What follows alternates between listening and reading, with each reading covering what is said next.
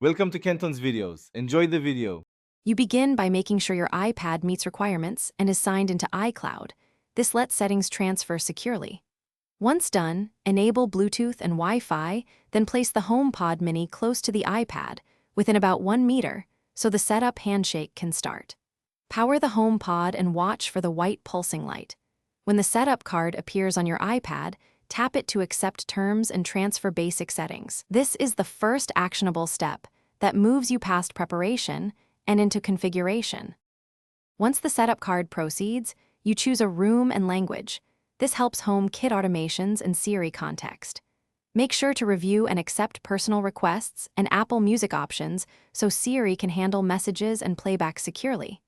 You'll be prompted to transfer voice recognition and location preferences, except if you want personalized responses.